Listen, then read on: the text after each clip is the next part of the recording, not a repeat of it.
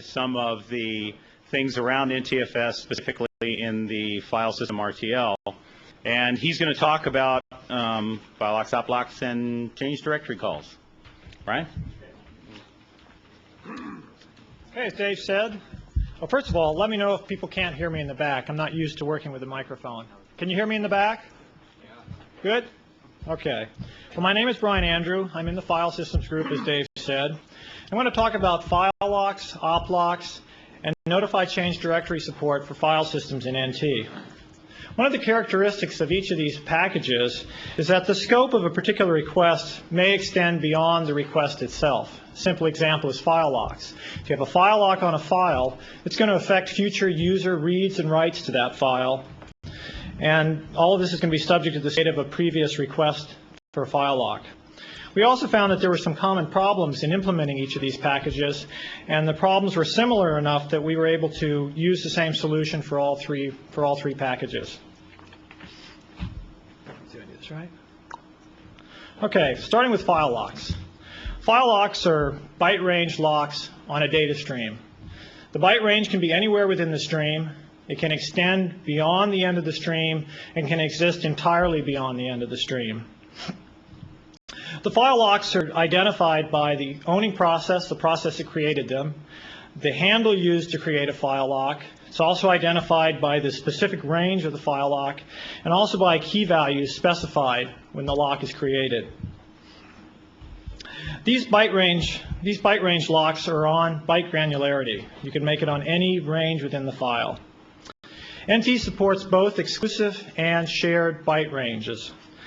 An exclusive byte range lock allows read and write access only by the owning process of the file lock, and only if this process provides the correct key value for the lock. A shared lock allows read access by any process. A shared lock also prevents exclusive locks, and it also prevents writes anywhere within the range. A key value isn't required in order to access a range within a shared lock. Concurrent locks can exist on a file, but obviously if you have overlapping locks, they only can be shared locks. Locks are manipulated by requesting either a shared or exclusive lock and by doing various types of unlock operations. The type of unlock operations we support are you can unlock a single range at a time. In order to do this, you have to specify the process ID, the file object that created the lock, the byte range, the exact byte range of the lock, and also a key value associated with the lock.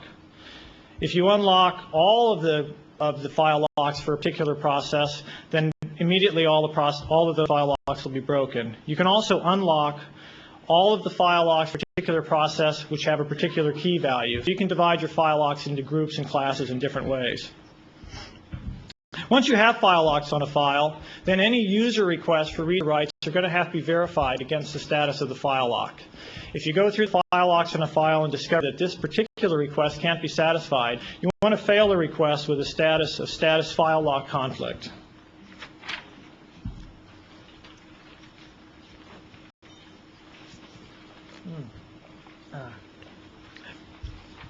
There's two different ways to make file lock operations. One of them is through the fast I/O path, and I'll go ahead and talk about that in a few minutes. There's also ERP-based requests for file locks. Now, when you have an ERP like this, the major function code is lock control, the minor function code is lock, and the other parameters for the request are going to include the file object. This represents the handle that's creating the lock. You also have the actual endpoints of the range. You have a key value to associate with the lock. What do we got here? So I keep going. You also have the requesting process. You identify file locks by requesting process, so you want to store all of this information with the file lock to be able to identify them at some later date. You also have two flags that come in with the ERP for a file lock. One of them indicates whether or not you're getting an exclusive or shared lock on the file. Another flag indicates whether or not you want this request to fail immediately if there's a conflict in the file. In some cases, a user wants to get a file lock and wants it immediately. If he can't get it, he doesn't want to bother with it. It's also possible that what he wants to do is he wants to get the file lock at some point. So if he can't get it right away, he's willing to wait. And so what you do in this case is you return status pending to the user. This indicates that he doesn't have the file lock now, but we're going to try to get it in the future. Once the file lock can be granted, you're going to complete his original ERP, and he'll usually have a callback routine within the ERP to let him know that the file lock's been granted.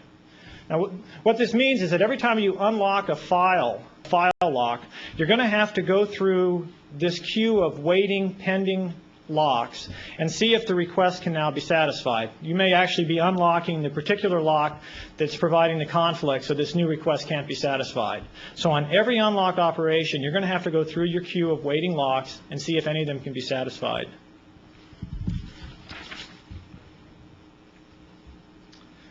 The ERPs to unlock a file lock have the same major function code, but there's 3 different minor function codes indicating the type of unlock operation you're doing. And these are the unlock single, unlock all of the file locks for process, and unlock all by key that I talked about before.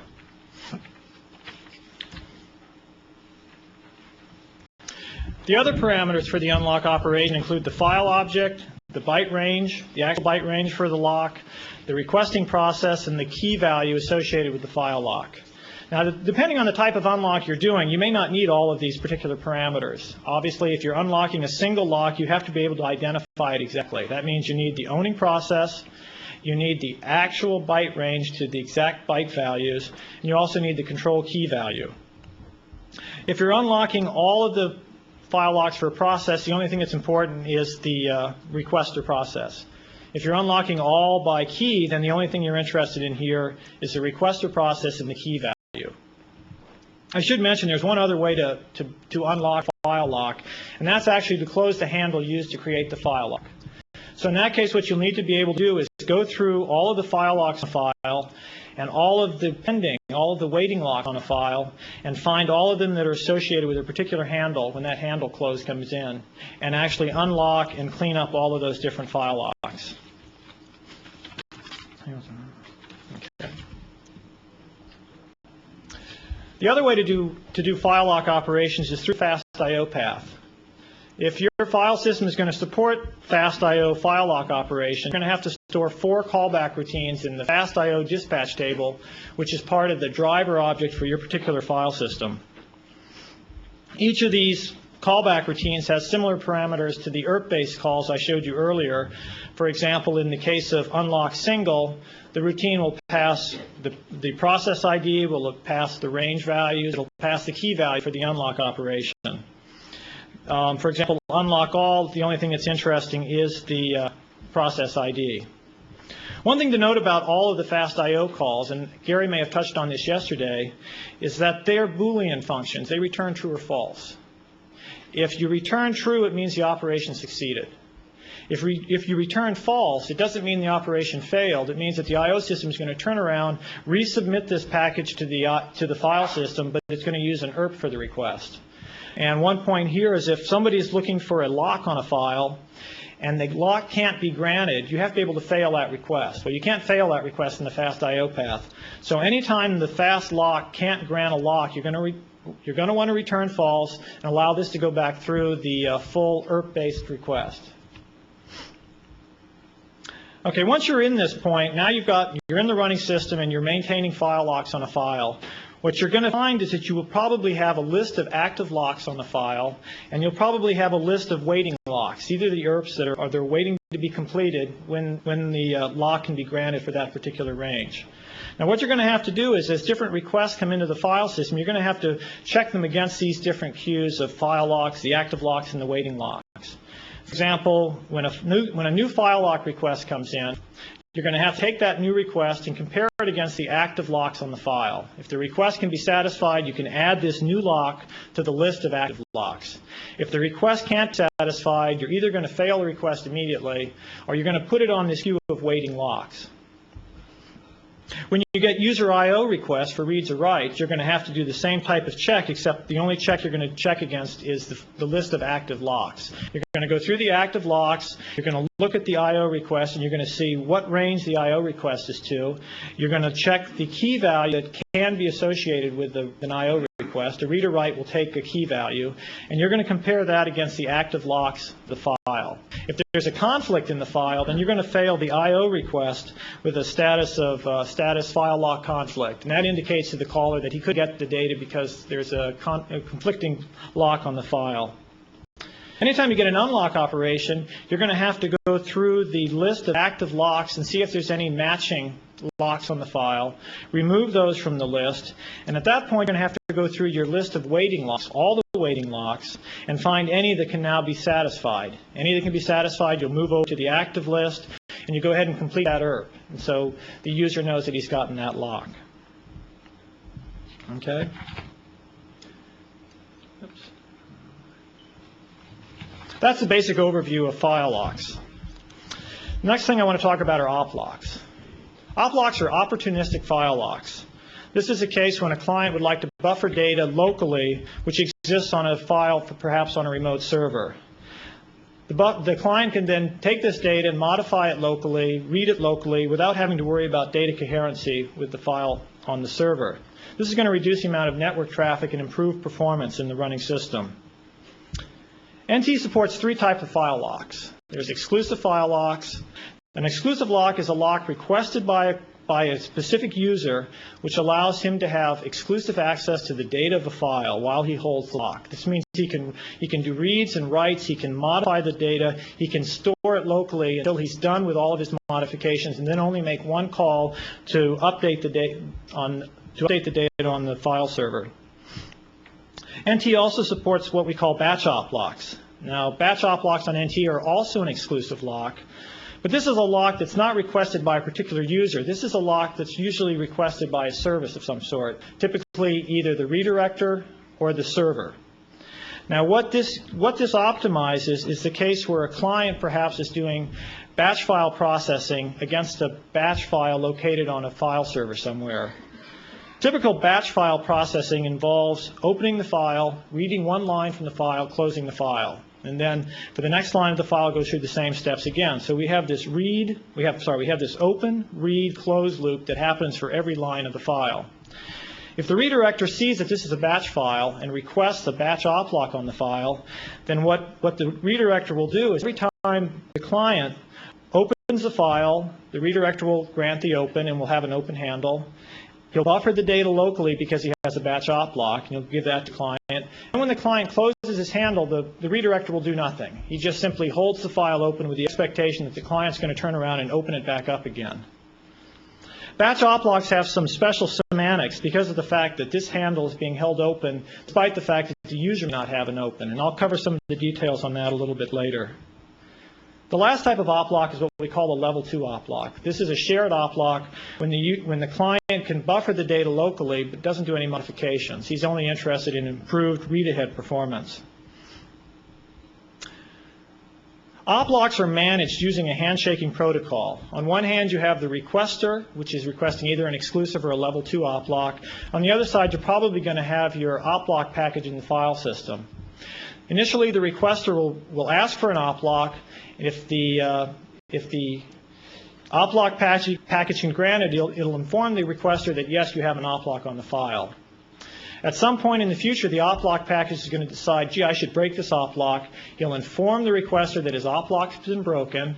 And at that point, the owner of the oplock, if it's an exclusive oplock, has to clean up his local data. If it's a level 2 oplock or a shared oplock, the handshaking is complete at that point. The only thing that's necessary for him is to invalidate his local data and reread the data from the file server.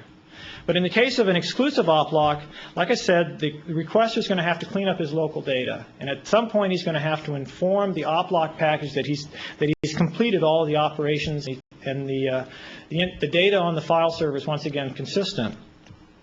Now, we made an optimization in NT where, as part of this acknowledge the oplock break, the oplock package is going to try to give the original requester a level 2 oplock. If we broke an exclusive oplock, we'd like to give him a level 2 if we can, because he may find some ways to continue optimizing his performance because of that.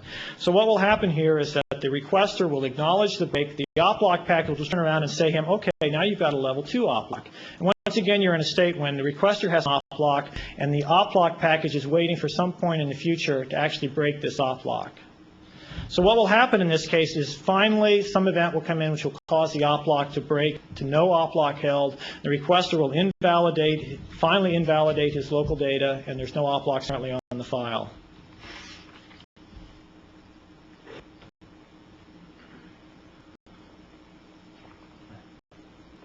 All oplock requests are based on ERPs, and the ERPs are all almost identical. The ERPs all have a major function code of file system control, a minor function code of user FS request, and there's 3 classes of FS control codes as part of the file system request. You have control codes to request an oplock, you have control codes to acknowledge an oplock break, and you have one other here we call oplock break notify.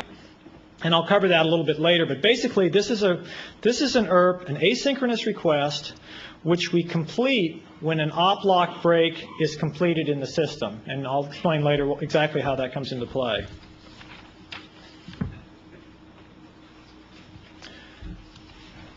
When a user is requesting an oplock, he must use an asynchronous file object. And the reason is that we use status pending to indicate that an oplock's been granted.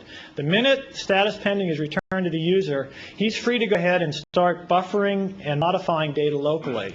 You want to be careful here that you don't post these requests internally. I think Gary, when he talked about the model, the file system model, said you can post requests, return pending to the user, and post request to worker queue.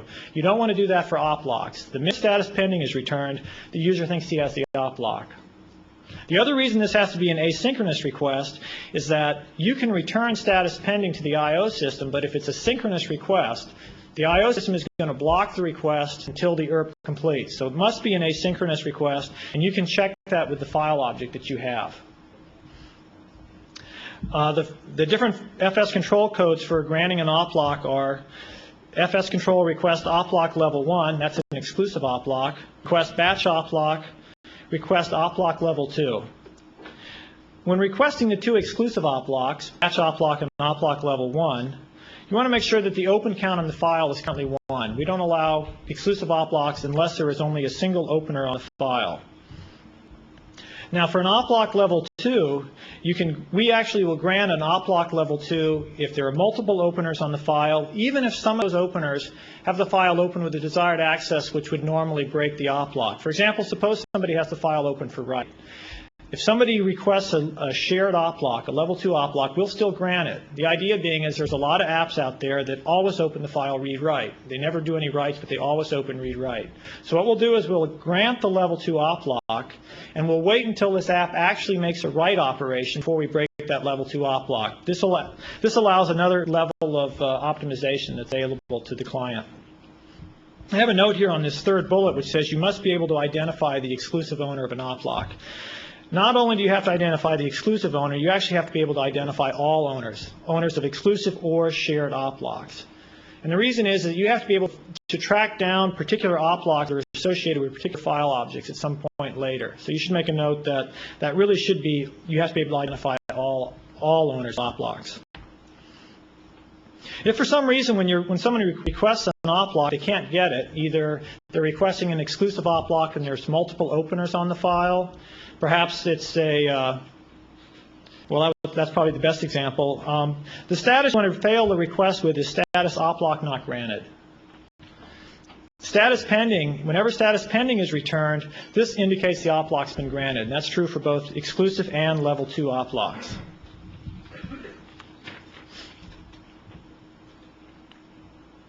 Now we're in a situation where an oplock's been granted. This means that there's some remote client out there who thinks he has either exclusive or shared access to the data. Your oplock package is holding the ERP and the request for an oplock. Okay? Now, at some point, some event's going to occur which is going to want to cause you to break this oplock. Now, you may break a level, you can break an exclusive oplock in 2 ways. You can break it to no oplock held. You can also break it to a level 2 oplock. So what you'll do is you'll take this ERP that you're holding, you'll complete the ERP with status success, but in the I/O status block in the ERP, there's an information field. Now you'll put one of these 2 values in the information field to indicate exactly how you're breaking the oplock. Okay? It's always completed with status success and an indication of what type of op lock you're breaking it to. Now, obviously, a level 2 op lock will only get broken to none. The type of operations that cause us to break op locks to no op lock held is any create operation which overwrites or supersedes the file. Basically, what's happening here is a create is coming in, and as part of the create, we're actually eliminating the existing data in the file. We're adding new allocation to the file, and we remove all of the existing file data. Another type of operation that causes a break to none is either a write operation, a user write operation, or somebody requesting a file lock on a file. We also break op locks because of file locks. Finally, if somebody is changing the file size or allocation of a file, you want to break the op lock to none. Basically, what happens is all three of these are causing breaks because the data within the file is changing in some way. It may be an explicit change or it may be an implied change, but it's actually file data which is changing. This means that somebody who is buffering data remotely can no longer buffer his modifications. So that's why you want to break to none. You break to level 2 for all other creates. There's one exception I'll cover later, but basically, anytime there's a create on a file, you want to break an exclusive op lock. Basically, this means if there's an op lock in the file, that's one handle. If another handle comes in, that makes two handles, and you want to break the exclusive op lock. Finally, you'll also break an exclusive op lock if somebody is reading the file or flushing data to the file. This means that you want to make sure that the remote client's modified data gets back. This makes sure that the remote client no longer trusts his locally cached data. Actually, I think I got that right the first time, didn't I? You're going to break to level 2 when you no longer want a remote client to keep locally modified data on his machine. Okay, so now we've gotten to the point where the op lock was granted. Some event occurred which caused the op lock package to complete the original ERP. This indicates that the op lock is now, the break is underway. Now, if it's a level 2 op lock, there is no acknowledgement phase. Level 2 op lock, when it gets broken, you just invalidate your local data and refresh from the server. But if you have an exclusive op lock, you have to go through this process of updating the local modifications you have and informing the op lock package that you've now completed the op lock, your part of the op lock break. Now, there's 3 different ways to do this. All of these are based on an ERP. The major function code and the minor function code are the same as the requesting op lock case. The thing that's different is we now have 3 different FS control codes. The first 2 are actually both used for breaking an op lock if it's an exclusive op lock. If a remote client has broken his op lock's been broken, he's now cleaned up his local data, and he now would like to get whatever type of op lock the op lock package will give him, basically a level 2 op lock. He'll go ahead and say, break acknowledge, but hopefully I'll get an op lock back. The second type of acknowledge code, which basically says break acknowledge, but don't give me a level 2 op lock. That means I've cleaned up my local data, the op lock break is complete, and I don't want any other op lock on the file now. The thing that's interesting about the first one, this op lock break acknowledge, is this is an ERP that comes into the op lock package. You now take this ERP and you treat it the same way you would somebody who's requesting a level 2 op lock. You'll return status. If you're going to grant a level 2 op lock, you'll return status pending, and then you'll hold on to this ERP. And this is how you tell this remote client that a level 2 op lock will be broken at some point in the future. You'll complete the new ERP. The third control code here, op batch acknowledge closed pending, which is kind of a long name. This is for an owner of a batch op lock. Now, I said earlier that batch op locks may not be backed up by an actual user open of the file. And so the owner of a batch op lock not only has an op lock on the file, but he has a handle on the file that he now has to get rid of. And you want to make sure in this case here that before the current request continues on, that this person has a chance to clean up his local data and to make sure he closes his file handle. I'll cover batch op locks in a little more detail in just a minute. Another a straightforward way to acknowledge an op lock break is just simply close the handle. If you close your handle that owns the op lock is completely broken, and the op lock package is guaranteed that the data is all consistent. Now, as you're going through this op lock break, you have this period of time between when the op lock break is initiated and when the remote client completes the op lock break. Now what you're going to do in the meantime is you may have other file systems requests for this file. You may have other reads and writes. You probably have a create. That's probably what initiated the break anyway. So what you want to do here is you don't want these requests to continue until the op lock is completely broken. So your op lock package is going to have some way to block these requests. There's a couple of different things you can do. You can block within that thread by using just waiting on an event in the thread or something like that. You can also return status pending on those requests, hold on to the IRPs, and then requeue them to be done in your FSP thread when the op lock break completes. The advantage of this is you actually don't use up a thread when you're doing this type of operation.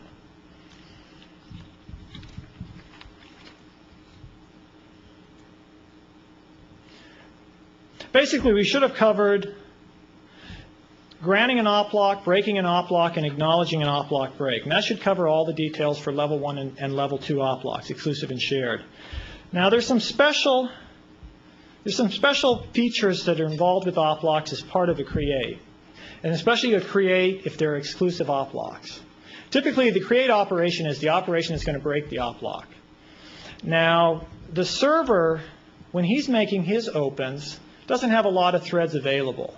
So if an op lock break is going to be initiated, he doesn't want his thread to be blocked, waiting for the op lock break to be acknowledged. So what the server would like to do is say, complete my open.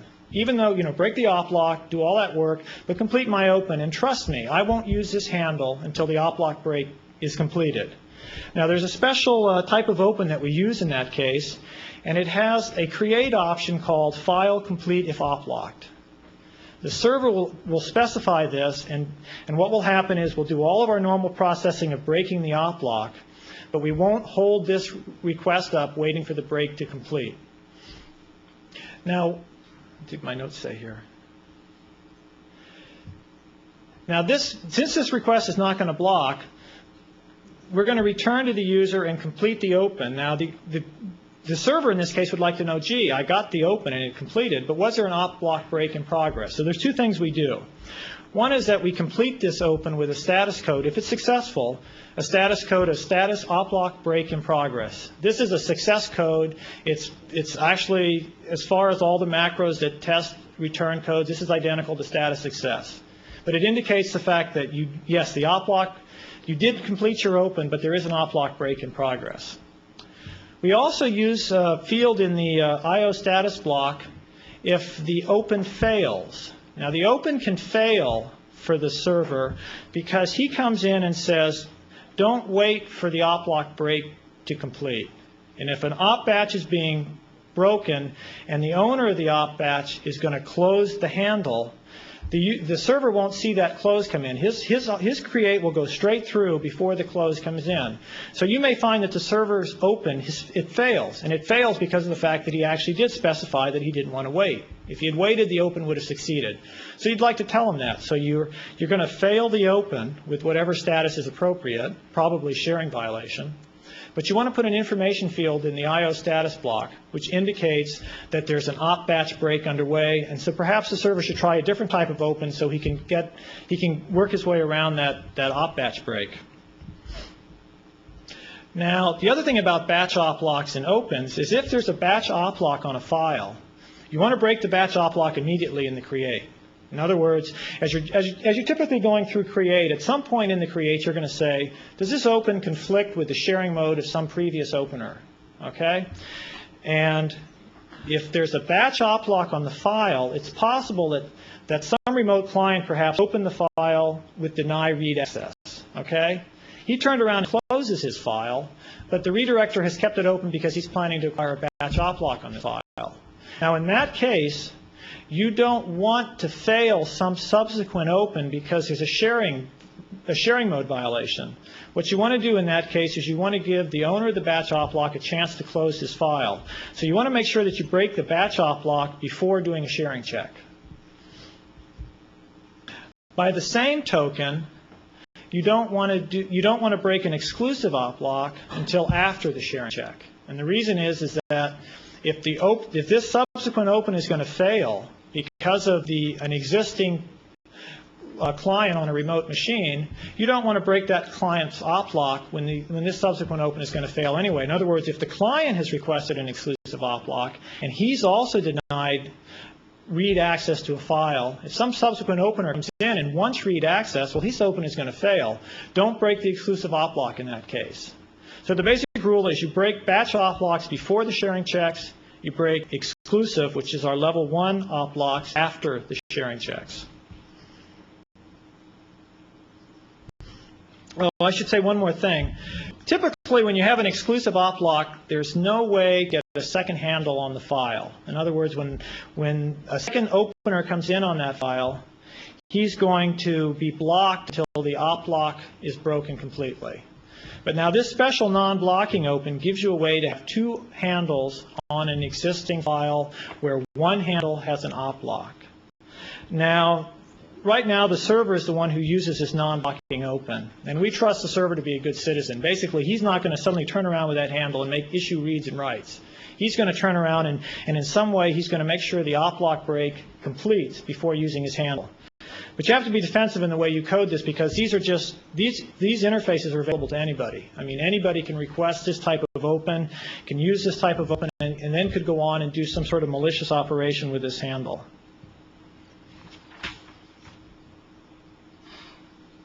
A couple of final notes about Oplocks. I mentioned earlier there's this FS control code for oplock break notify. And what it was this is an asynchronous request where the ERP that's being used is completed when an oplock break completes. It sounds a little confusing, but this is what the server uses with this funny handle he has, this non-blocking open. He's gone in, he's gotten a non-blocking open, and he's gotten a status code indicating that an oplock break is in progress. Well, he doesn't want to use that handle for anything until that oplock break completes. So what he's going to do is he's going to make this oplock break notify call with that handle. That's really the one thing that you are allowed to use that handle for. And so basically what will happen is he can do this asynchronously, doesn't block a thread, and then he'll be informed when the op batch break completes. There are some times when you actually don't want to break an op lock. I mentioned some of them for opens as far as the sharing checks. But you don't want to break an op lock if a read or write occurs and it's being done by the exclusive owner, an owner of an exclusive op lock. Obviously, he may be refreshing the data on the file. He may be updating what he has locally cached. So any reads or writes, any user reads or writes that are done by the exclusive owner of the op lock, you don't break the op lock. Now, the way you identify the exclusive owner is you use the file object. The file object that was used to request the op lock, if it matches the file object being used for the read or write, you don't break the request. You don't break the op lock. We also don't break the op lock for create file if the user is asking for read or write attributes only. And the reason is this happens all the time. Users are constantly opening the file, and the only thing they're going to do is ask for file attributes. This doesn't affect any data in the file. We don't want to break anybody's exclusive op locks if somebody is only asking for read or write attributes. So when you do a create, you check and see if the desired access is read attributes, it's write attributes, or both of those. Any other ones, you'll break the op lock, but specifically for those, you don't want to break any op locks. Finally, you don't want to break any op locks for paging I/O, because there's no way to identify who the paging I/O is being done for. If the cache manager is doing a write to the file, he has a file object. It's not necessarily the same file object that was used to create the batch op lock or to create the exclusive op lock. In that case, you trust the fact that since you're checking user reads and writes, you'll break op locks as appropriate there. But for paging I/O, you trust the fact that it's somebody that you've authorized to use the file. So you don't want to break op locks for paging I/O. Another thing about op locks is anytime you close a handle, you have to tear down all the op locks associated with that handle. That's one way to break an op lock completely, and it's done entirely by the owner of the op lock. Simply close this handle, and the op lock goes away. I have a status code that we use for different types of errors involving op locks. I just mentioned it here. And this would be for somebody who is acknowledging an op lock break with the wrong handle. It could be he's asking for an op lock, but he doesn't have an asynchronous handle. So this is just a generic error code you can use for op locks. Anyway, in the running system for op locks, you're going to probably find that you have You have the exclusive oplock, which means you have an ERP for an exclusive oplock that you're holding on to, and you have some way to identify the owner of this ERP. You may also have a queue of ERPs for level 2 oplocks. This can be more than one because they can be more than one on the file. You may also have ERPs that you're blocking, waiting for an oplock break to complete.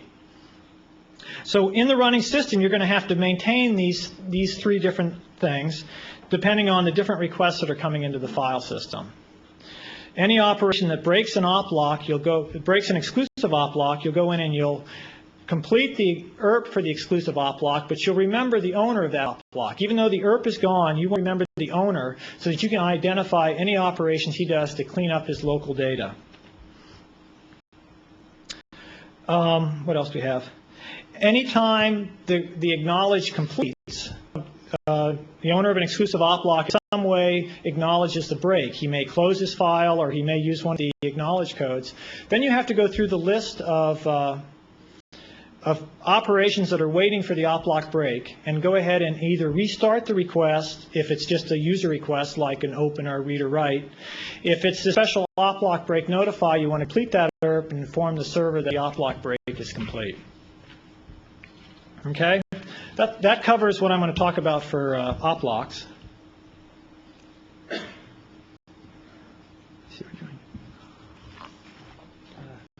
The last thing I want to talk about is the Notify Change Directory support. Notify Change Directory allows a user to monitor a group of files for changes. And this group of files can be files within a directory or files within a subtree based at a particular directory. So this is a directory-based operation.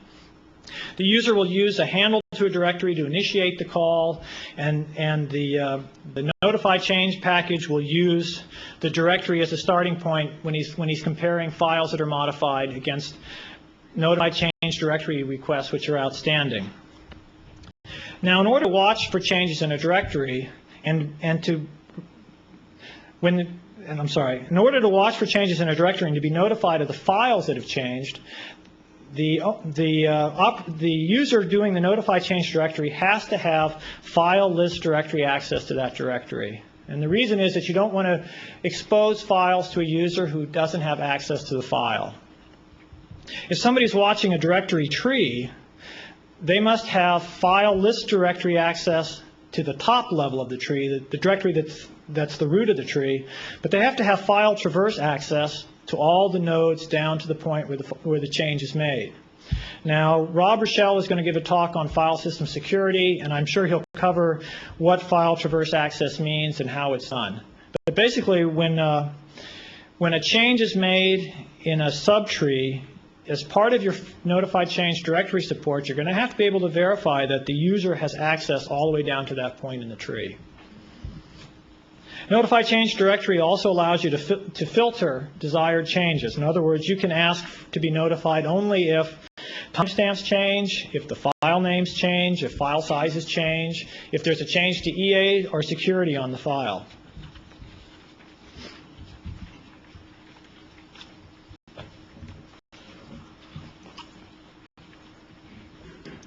User requests a Notify Change notification through an ERP-based request. The ERP is major function code is directory control.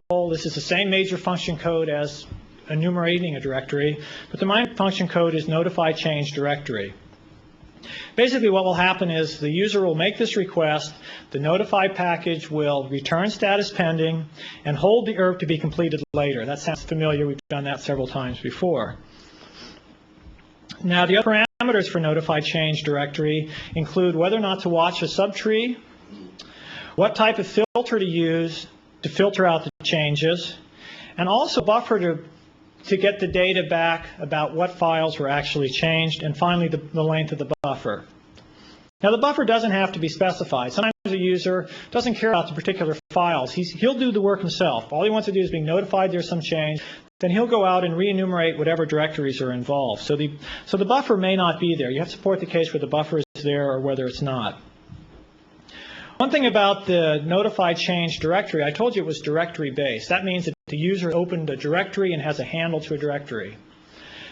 there is only one notify change associated with each directory handle. In other words, you can make repeated calls with the same handle, but we will go back to the first call you make to determine what type of filtering you're doing. In other words, this watch tree parameter, the notify filter parameter, and in some ways the buffer length are all determined the first time somebody makes this call with this handle.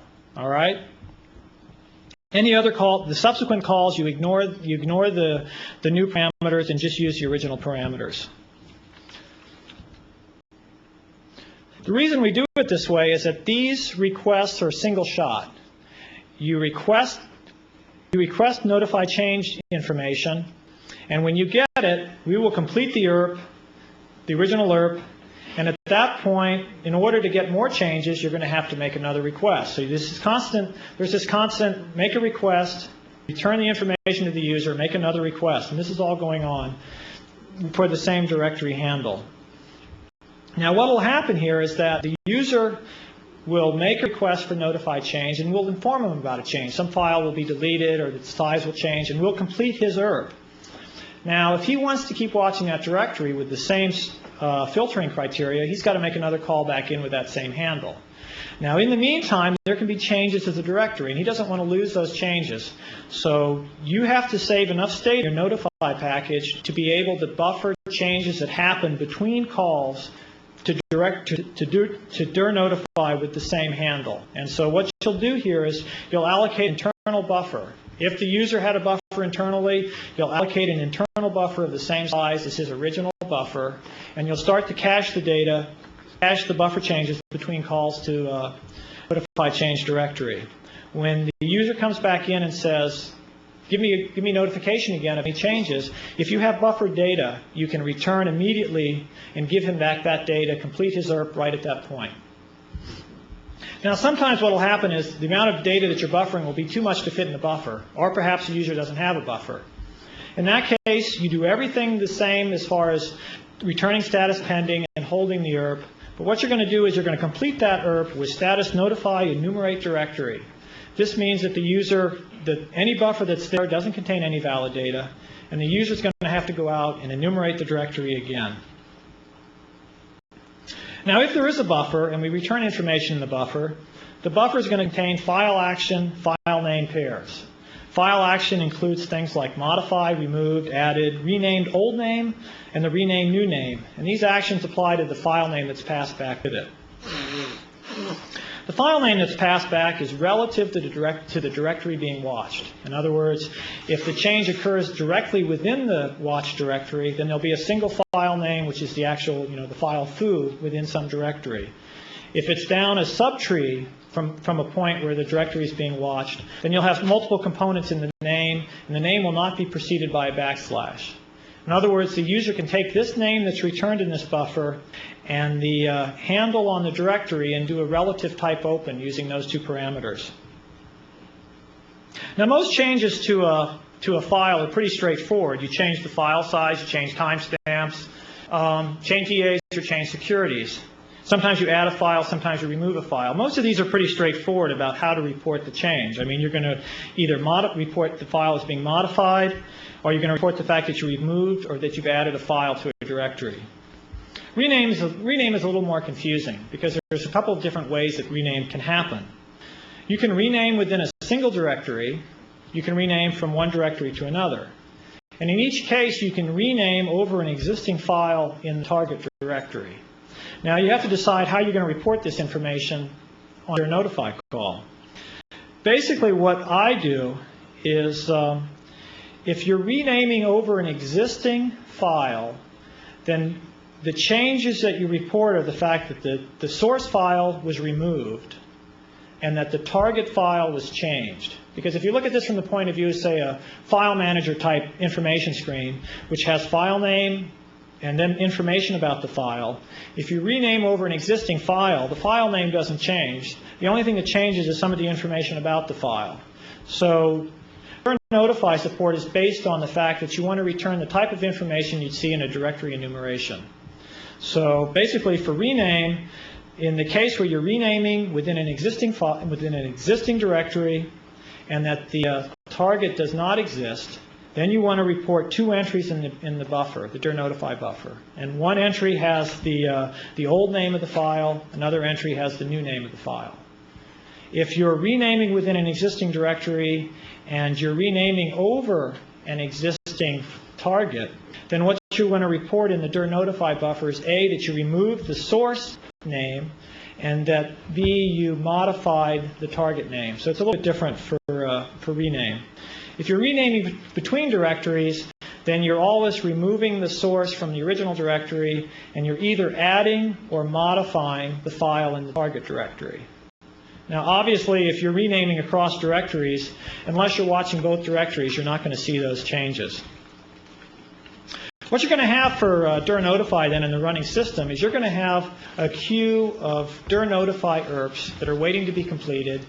You're also going to have enough state information to understand the filtering criteria for dir notify requests where we don't actually have the IRP right at this time. We're waiting for the user to resubmit it.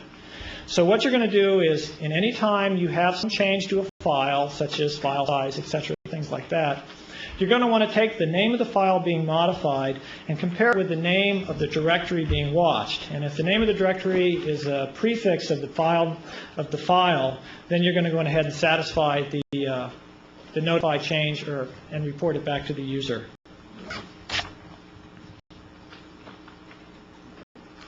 Okay, I want to close with a couple of final comments about just a couple of related subjects that we encountered in all 3 of these different packages. Somebody talked yesterday a little bit about cancel requests and exactly what does it mean when an IRP is canceled.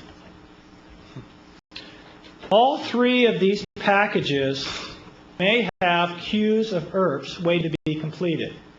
Now, these IRPs can stay on these queues for an indeterminate amount of time. And the I/O system at some point is going to want to be able to clean up those IRPs and get them off the queue because normal processing won't do it. For example, a process is going away. The I/O system wants to make sure that all the IRPs associated with the process are completed before it can actually tear down the process. Now,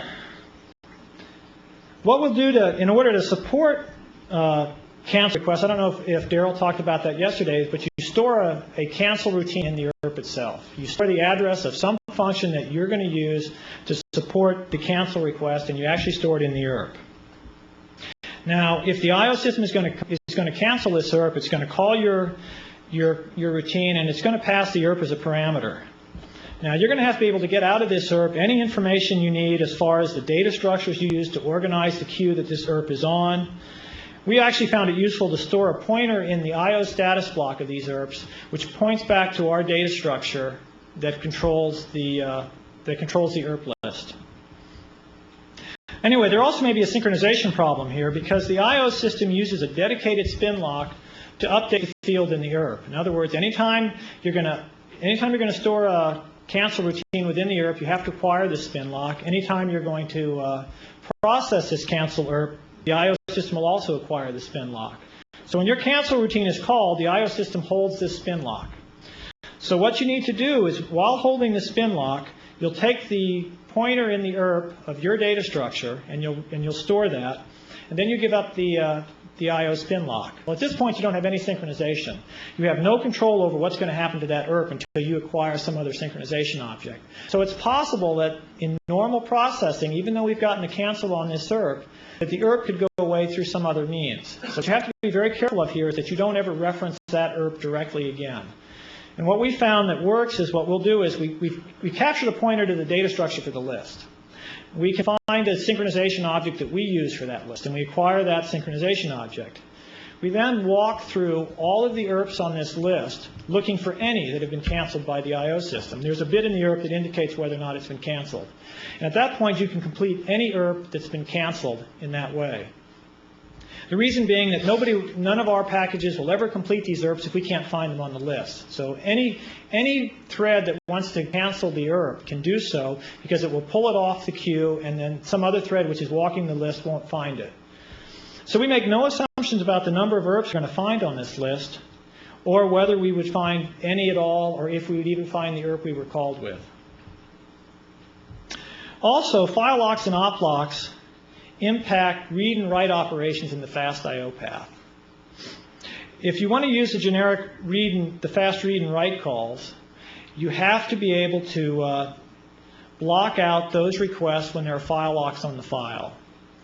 I don't know if Gary talked about the FSRTL common header or if David is talking about it today, but somebody will discuss about the fields in the FSRTL common header which enable or disable the fast I/O path. Now, if you ever have file locks or oplocks on a file, you want to be able to maintain that bit in the RTL common header that indicates don't take the fast I/O path for files that have oplocks or files that have file locks. Okay? That's basically the end of my talk, and I'll be glad to take questions. I can't imagine there are any.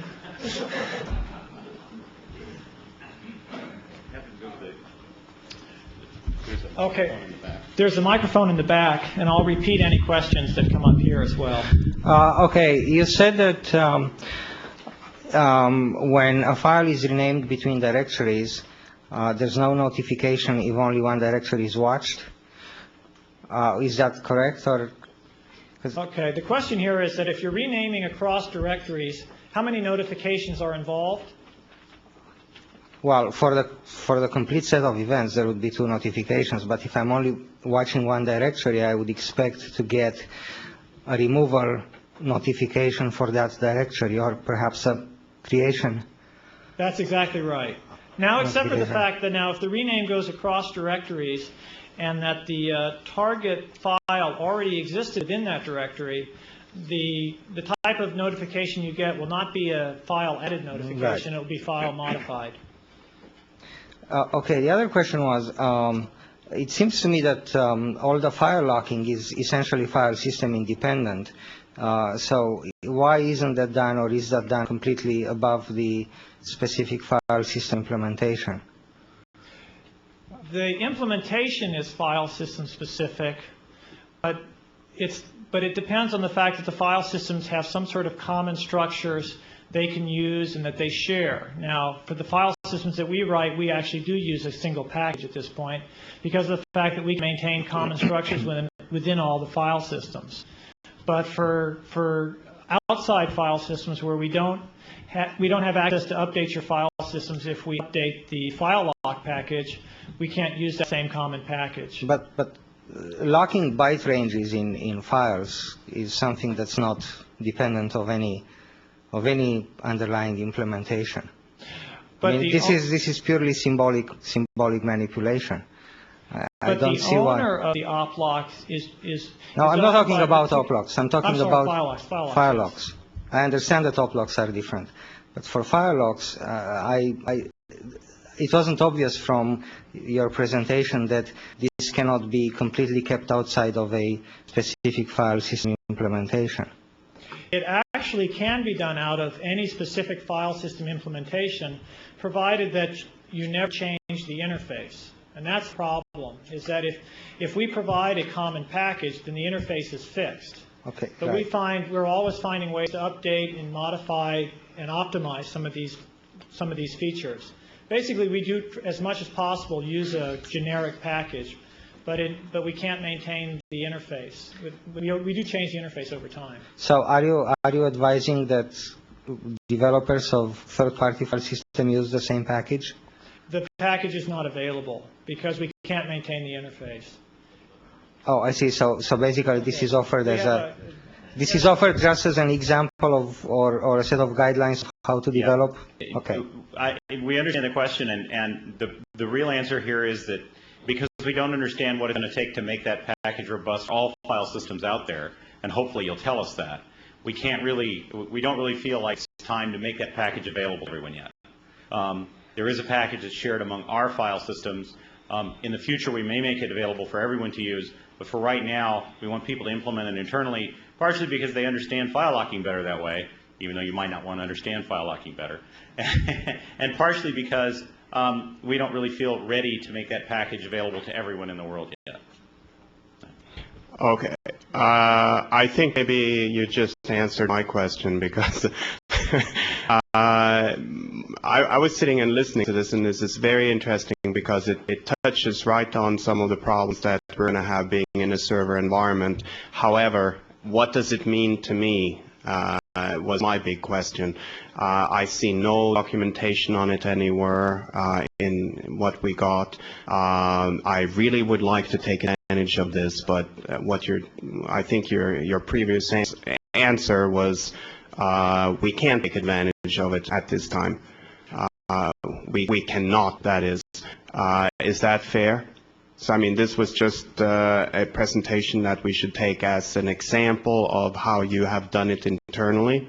Then we have to come up with our own method anyway. The presentation for file locks and dir notify support is basically is a description of trying to give a more in-depth description of what the actual API is, and to try to give you some idea of what sort of data structures, what sort of information you're going to have to maintain to keep to actually implement this package. Okay, but I mean, you've already done the work for us, and it would be very nice to be able to take advantage of it. But at this time, the way I understand you won't let us take advantage of your work. Am I wrong? I mean, because if we are, which, personally I would like to, we need some more information on your APIs, on your, et cetera.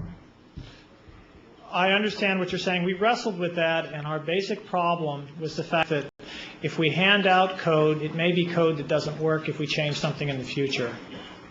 Okay, so the bottom line is use your information as best we can, but we can't take advantage of your work per se. Yes. Again, there is a file lock package that has common work that is done, that is used by our file systems. At some time in the future, it may get published.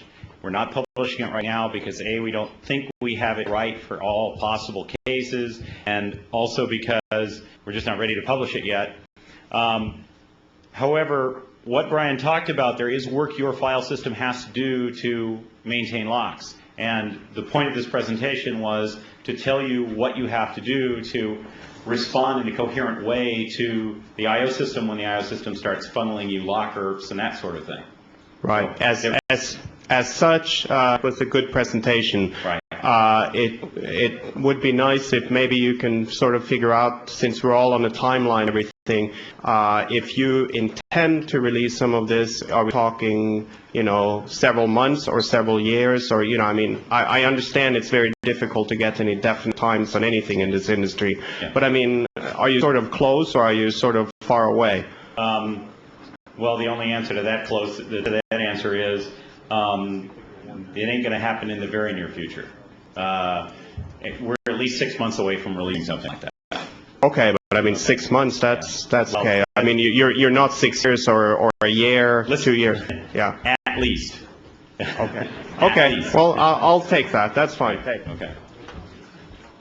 This question is almost in the same vein. Is there a way that as a file system we can respond and indicate that we don't support Oplocks, for instance? Is that an option? Most of your remarks in designing it where you were describing what the server needs, what the server wants. If we're designing a file system for local use only, workstation use only, for instance, or we want to complete the file system and we're not interested in supporting this level of complexity. Is that an option?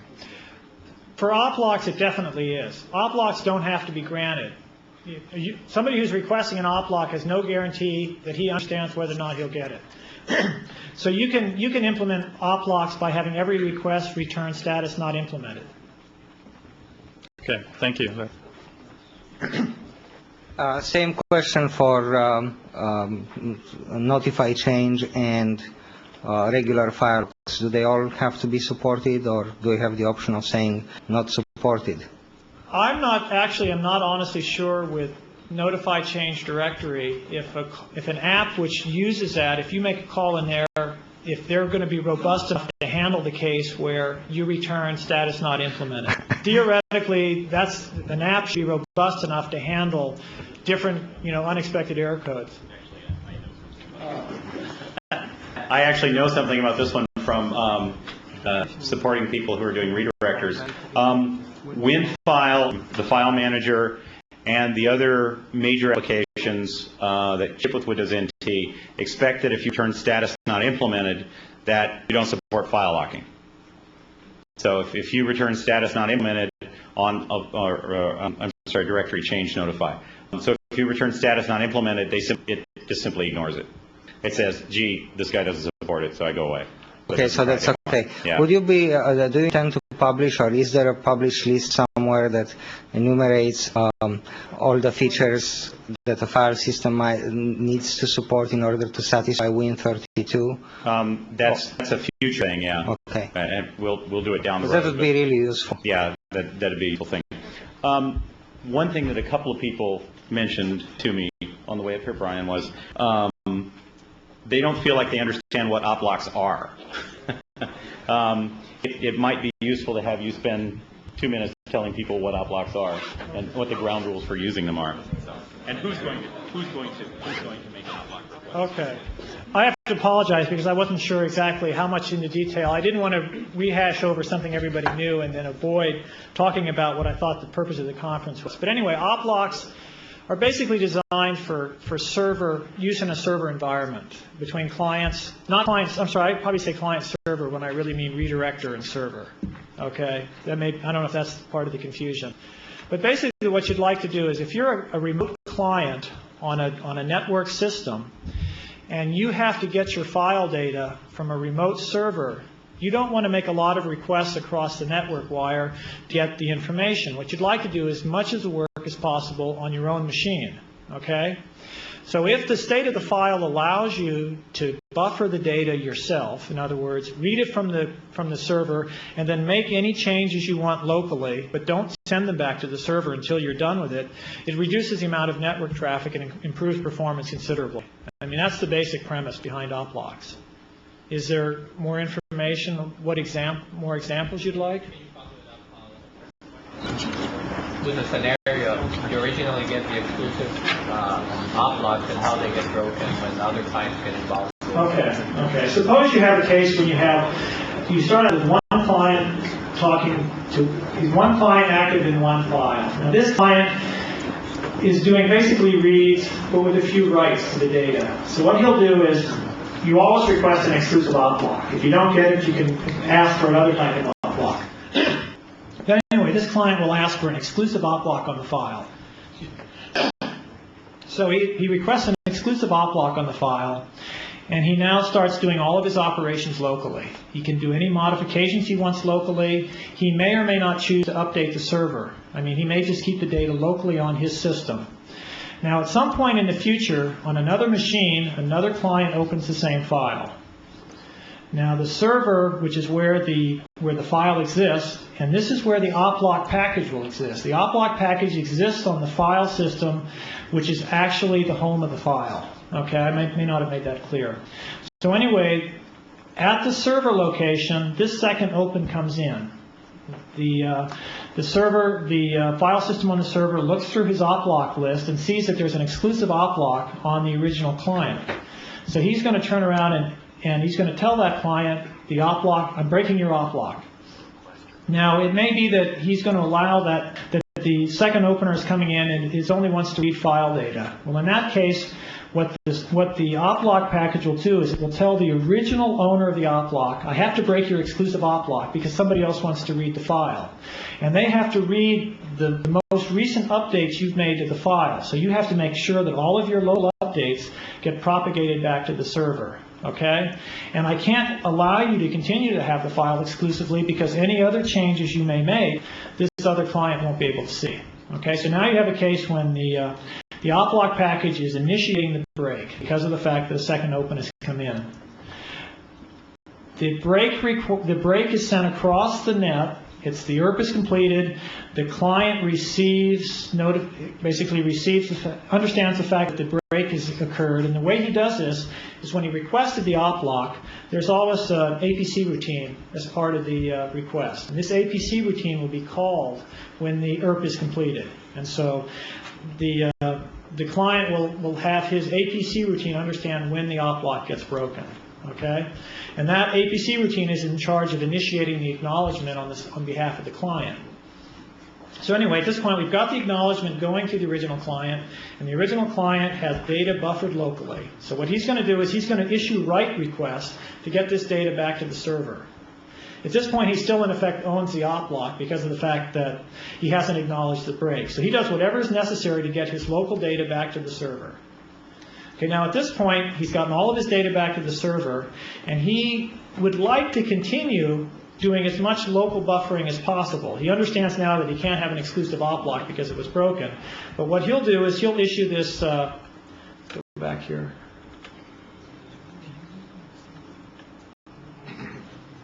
He's going to issue this FS control op block break acknowledge type request. And basically that will tell the server that all of the data is now consistent on the file on the server. All right, the op block break is complete. But now this user is asked to keep a level 2 op block. And the question is, how do you tell this user that he now has a level 2 op block?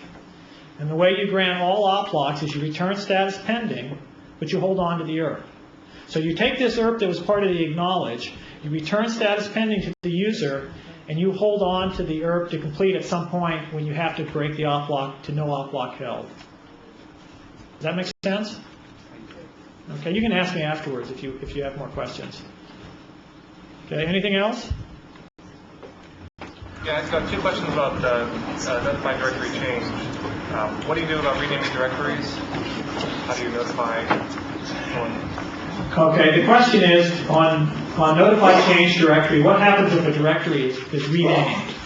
Okay, well basically, if changes to the directory you're watching, in other words, if you're watching directory foo, and somebody makes some change to foo itself by maybe changing the timestamps, or perhaps the EAs or the security on the directory, you won't be notified of that change with that handle. The handle only watches for changes below the directory.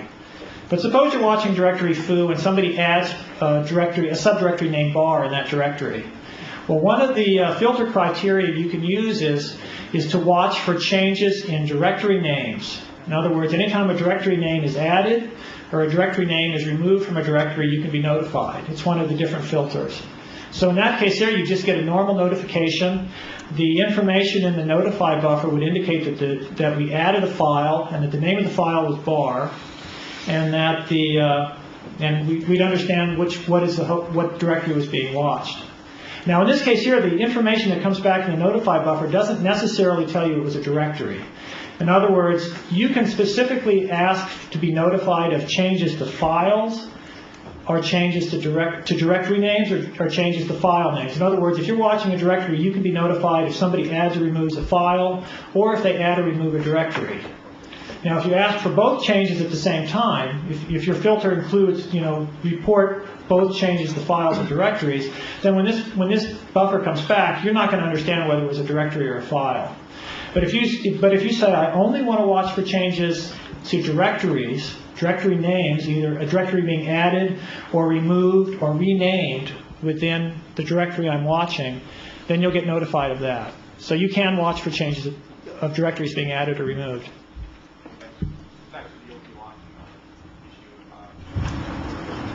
I'm curious as to what the state is on the redirector when it issues the Oplocks request, because you said we had to be asynchronous IRPs. Okay, so, and my thinking is that an asynchronous request is returned to a status pending normally, while the IO request is outstanding, in this case going to the wire. Right. There's 2 types of requests we're talking about here. If the reader is making an IO request, and you get status pending back, that means he's waiting, for some future time for the data to show up or the data to be delivered. But this is a specific request which is requesting an op block. So the redirector understands that he's requesting an op block of his file. And until this request is completed, he'll proceed as though he doesn't have an op block. I mean, that's the thing about op blocks. If you get them, you can optimize performance and make some optimizations. But if you don't get it, you have to be very thorough about refreshing and updating the data.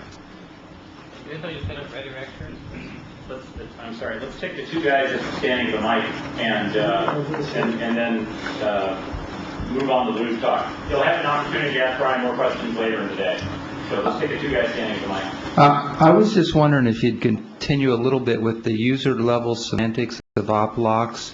It seemed like you did a real good job with what you did, but then what happens when it becomes a level 2 op lock, what are the semantics with regard to changes made to the file? Okay. If somebody has a level 2 op lock on a file, you're in a state when a remote client has the op lock, owns the op lock, but the file system on the server has the IRP that was used to request the op lock.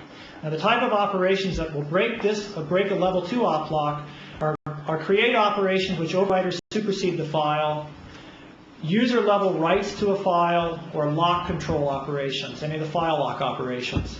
So if any of these operations come in, the file system on the server is going to take this IRP, which was used to get the level 2 op lock, and he will break it to no op lock held. Is that enough of an answer? When that break occurs, is there some kind of update, sort of final update coherent?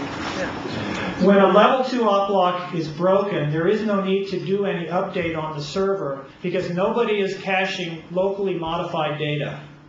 So that the only thing that these remote clients have to do is they have to invalidate the data that they're using for the file and reread their data from the file on the server.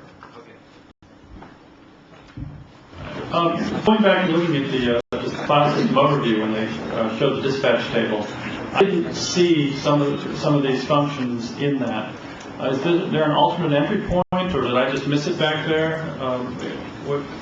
I know you saw the entry point for the op locks, I'm sure, but it's hidden inside multiple layers of the same IRP. The IRP. Is there a single high-level call that says deal with op locks and then these are sub-functions? Right. Oh, file system control, all right. Right, file system control is the top level, the major function code. The minor function code is user file system request. Now there's about 8 or 9 defined user file systems requests, in which maybe 6 of them are op lock type requests. There's also some other ones that are also part of the user FS request. All those are defined in the IO spec that you have for NT file system control. I think that's the name of it. Thank you. One quick question. Is there any identification information that comes back to identify who changed the object? Are you talking about for do notify? Yes. No, the only thing you understand is that there was some change and what file changed. Well, for CTU or level security, you need to identify who made changes. There's auditing features in the file system to understand, I think, what some of the changes are. Rob Rochelle will talk about security issues for file systems later today. Rob Rochelle will talk about things like that. So you should hold your question for him. And one more quick one, please. Is there a limit on the number of blocks that can be obtained? And if there is a limit, do you estimate the limit? The question was, is there a limit on the number of file locks you can have on a file? There is no limit other than the fact that you may use up all available pool maintaining data structures for your locks. Thank you, Brian. Next up, we have Lou Carzoli to talk about memory management. If you've ever wondered about memory map files, he's the guy to ask.